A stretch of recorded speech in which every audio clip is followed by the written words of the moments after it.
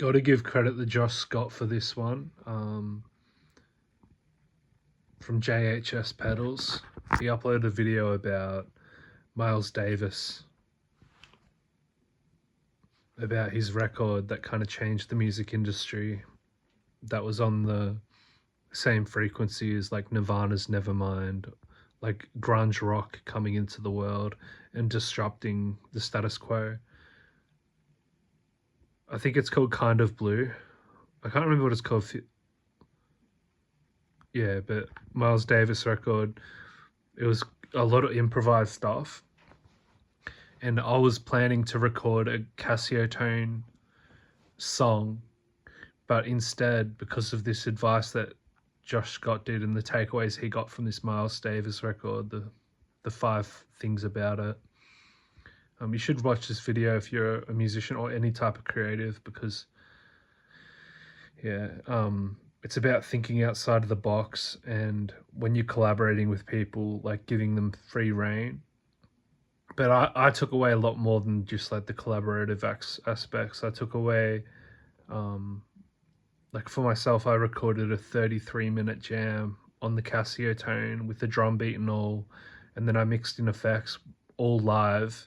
So, and then I recorded classical guitar next on my Maton F11, and did some different techniques throughout the performance, and then I played bass over it. So I sat down 3 times, and in one take each, I recorded the 30-minute session for each instrument.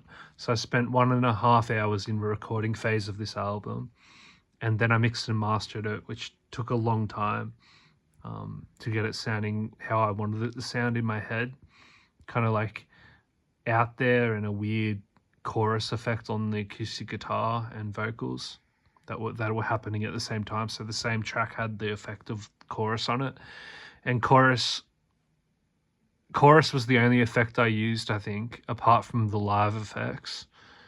Then I mixed and mastered it, bounced it out. I'm literally uploading the last song now, which is Celebrate the Freak Funk. And that's going to upload quick. So like by the time this video ends, it will be online.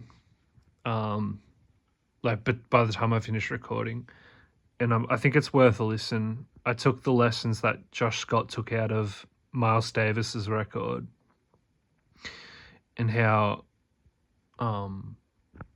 if you make, like, there's no such thing as mistakes, just as Miles Davis said, there's no such thing as mistakes. And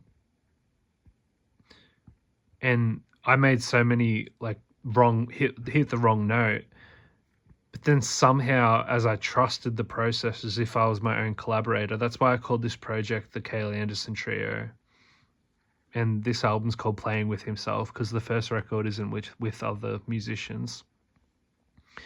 But when I hit that wrong note, when I played the bass over it, the bass kind of fit in a weird way, and then I missed notes on the bass, and it just all played together to create this very dissonant feeling in some of the areas, and it's a really nice listen, I reckon. I just listened to the full mix down, and I'm really happy with it. So publish album, view album, that's it there.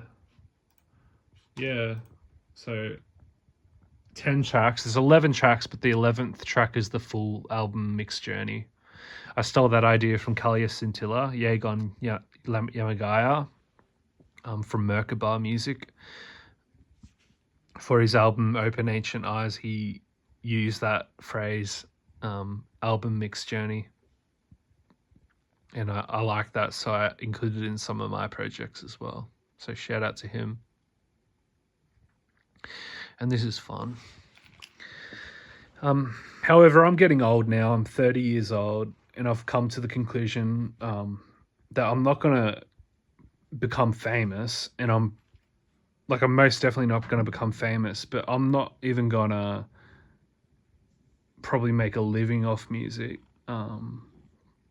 But I do this mainly for me, and if it touches like one person or one person feels inspired by it, that's all that really matters.